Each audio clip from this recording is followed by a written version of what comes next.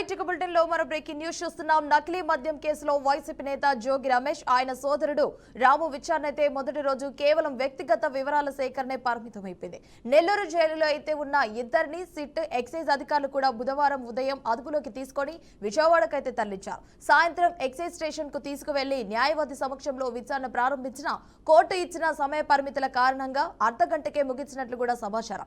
నేటి నుంచి అయితే 3 రోజుల పాటు ప్రతిరోజు ఉదయం 10 గంటల నుంచి సాయంత్రం 5 గంటల వరకు విచారణ నిర్వహించాలని అయితే కోర్టు తెలిపింది. కోర్టు ఆదేశాల మేరకు పూర్తి స్థాయిలో విచారణ కొనసాగనుందని అధికారులు అయితే స్పష్టం చేశారు.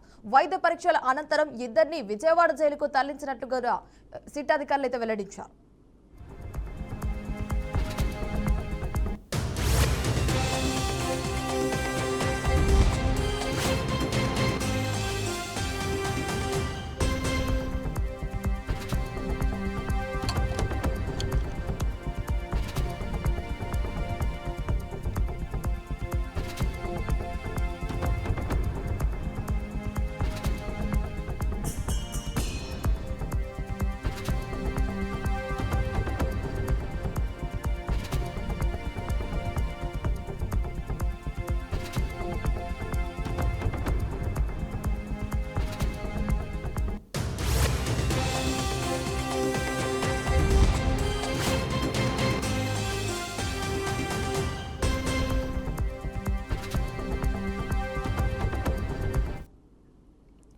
రైట్ ఇక బులెటిన్ లో బ్రేకింగ్ న్యూస్ చూస్తున్నాం. ఇటు జోగి రమేష్ కేసు అయితే నేటి నుంచి నకిలీ మద్యం కేసులో జోగి బ్రదర్స్ విచారణ అయితే ప్రారంభమైంది.